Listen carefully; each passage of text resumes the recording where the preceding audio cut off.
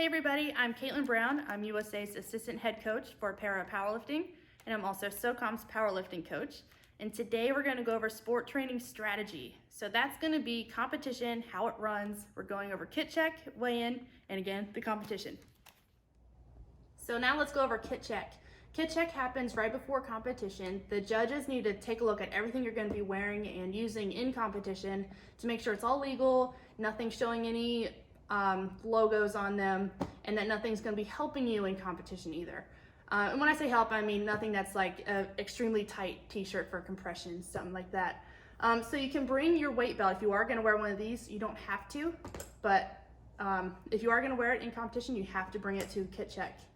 You also need to bring wrist straps if you wear them. Your wrist straps can't be terribly long.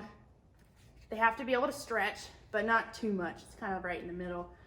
And if it has a logo or brand on it, you'll have to cover it up. Electrical tape works great because at least you can take it off later. You'll need to bring your sneakers that you're gonna wear. They must be clean.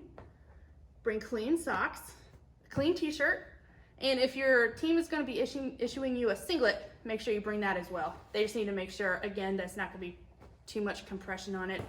And women will also need to bring a sports bra that's not lined with wire or anything as well. And that is about it for kit check. Weigh-in typically happens the morning of competition, but sometimes it can be the day or two before the event. So you'll just have to pay attention to see when it's going to happen during your competition. So in weigh-in, you're going to go to the designated weighing area, which is typically a restroom, and you are going to have an official in there with you to write down what your body weight is, as well as make sure you're stripped down either nude or into your underwear and nothing else. They are going to weigh you in kilograms, so please pay attention to what your weight classes are. They will also be in kilos. So say there's a weight class of 65 kilograms.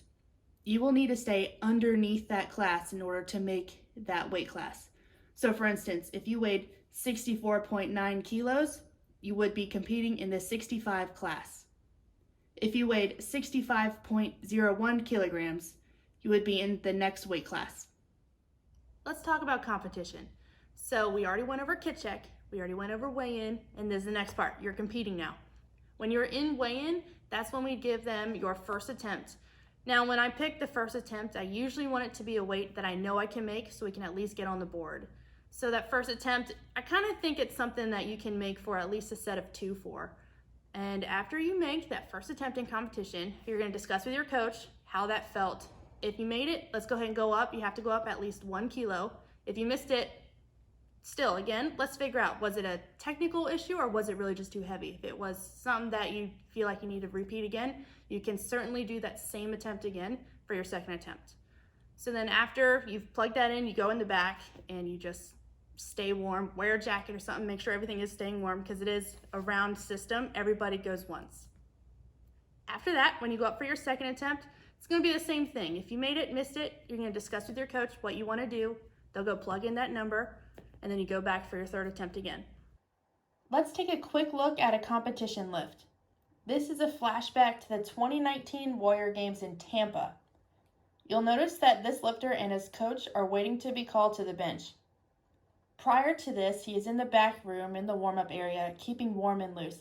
I highly recommend keeping a jacket with you to prevent you from cooling down. It's important to keep warm to prevent any injuries from occurring while lifting heavy. This lifter is going for his third attempt in the competition.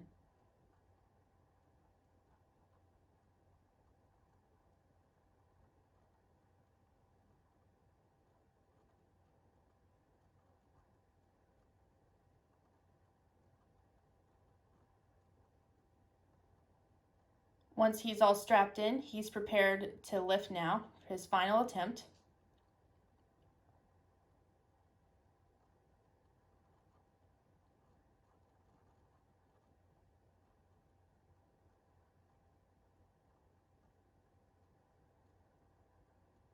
He'll take the bar off the rack and wait for the start command by the head referee.